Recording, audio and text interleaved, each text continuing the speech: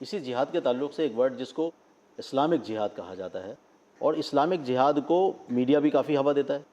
इसमें इस्लाम का नज़रिया इस पर क्या है? देखिए, इस्लामिक जिहाद का तर्जमा लोग करते हैं रिलीजियस वार। वार का मतलब होता है अल हर्ब।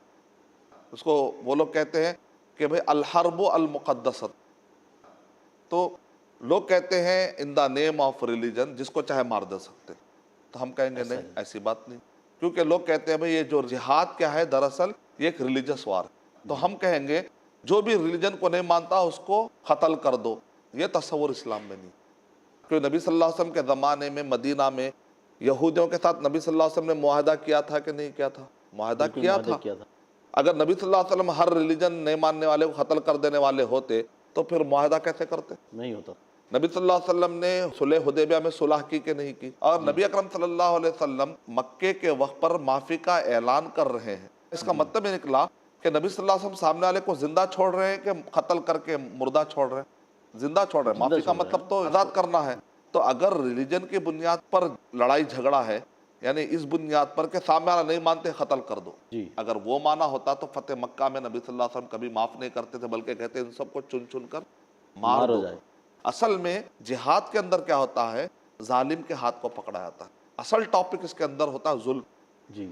माशरे का अमन कैसे कायम किया जाए, ये टॉपिक होता है। इस वजह से देखिए जिहाद मुसलमान के खिलाफ भी होता है। अब बिल्कुल। देखिए एक लतीफ़े की बात, वो कैसे?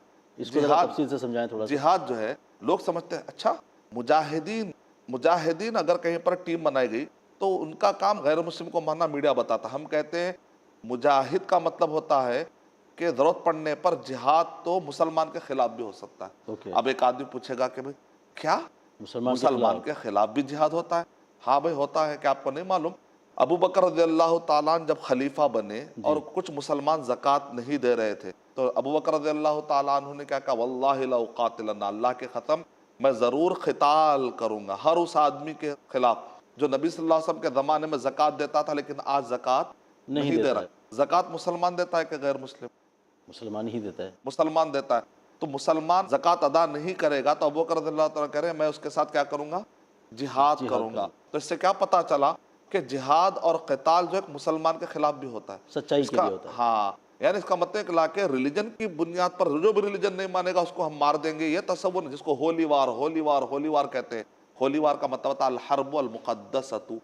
अल जी। जिहाद का माना किसी भी डिक्शनरी में नहीं आता।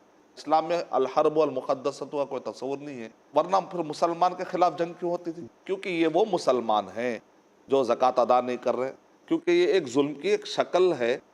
ज़िना, चोरी, डकैती, रेप, अगरचे के वो मुसलमान करता है, मुसलमान शराब पीता है तो उसकी एक उसको सज़ा है, सज़ा दी जाती मुसलमान अगर तोहमत डालता है तो उसकी एक उसकी सज़ा एक है। सज़ा है।